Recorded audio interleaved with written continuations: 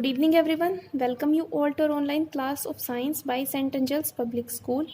We are reading chapter 10, Natural Calamites, and we are discussing the topic earthquakes today. Earthquakes means bhukamp. An earthquake is a sudden movement of a part of the earth's surface. भूकंप पृथ्वी की सतह पर अचानक से होने वाली हलचल होती है. It is caused by severe shock waves that travel through solid rocks from underground to the surface.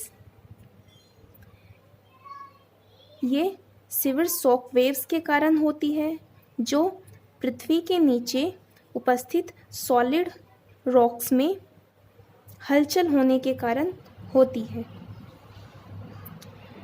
The point under the ground where the earthquake begins is called the focus and the corresponding spot of the surface is called the epicenter. एक जगह जो earthquake का मुख्य केंद्र होती है उसे focus कहा जाता है और उसके संगत स्थान को एपिसेंटर कहा जाता है. एक जगह जहां भूकंप का केंद्र होता है वह फोकस कहा जाता है और उसके आसपास की जगह को एपिसेंटर कहा जाता है. During the Gujarat earthquake of 2001 Bhuj was the epicentre. 2001 में आए हुए गुजरात में भूकंप के दौरान भुज वहां का एपिसेंटर था. Sometimes the first big earthquake is followed by subsequent tremors or milder earthquakes, which are known as aftershocks. कई बार एक बड़े भूकंप के बाद हल्के हल्के झटके लगातार लगते रहते हैं. इन्हें आफ्टरशॉक्स कहा जाता है. These are usually felt within the next 2-3 days. ये अगले 2-3 दिन तक महसूस किए जाते हैं. They occur when the displaced rocks move back to their original place or release themselves.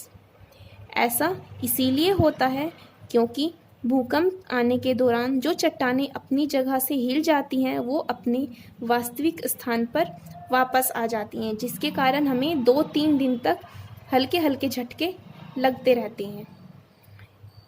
In the Kashmir earthquake of 2005, aftershocks were felt for many days.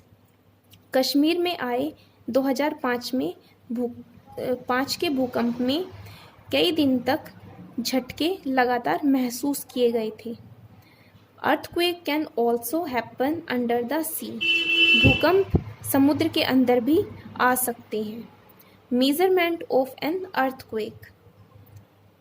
Earthquake की माप. The intensity, direction and duration of an earthquake is measured by an instrument called seismograph.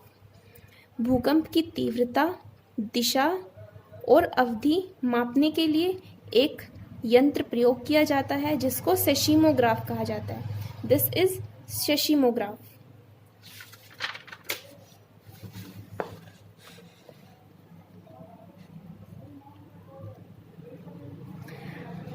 Richter scale is used for measuring earthquake. भूकंप को मापने के लिए reactor पैमाने का इस्तेमाल किया जाता है. व्हेन द मेजरमेंट इज 5 और more on the Richter scale the magnitude of the earthquake is taken to be high. जब रिएक्टर स्केल पर इसकी माप 5 या 5 से ज़्यादा आती है तो भूकंप का आकार बहुत बड़ा होता है और बहुत तेज़ी से आने वाला भूकंप समझा जाता है. Effects of an earthquake. एक भूकंप के प्रभाव. An earthquake specially a strong one always cases destruction of property. एक भूकंप यदि बहुत तेज आता है तो वह बहुत बड़े विनाश का कारण बनता है जिससे प्रॉपर्टी को विनाश होता है. Buildings may develop cracks or even fell down. Buildings यानी इमारतों में दरारें आ जाती है और यहाँ तक कि वे गिर जाती हैं. Roads and bridge get damaged. सड़क और सेतु खराब हो जाते हैं. Trees get uprooted. पेड़ उखड़ जाते हैं.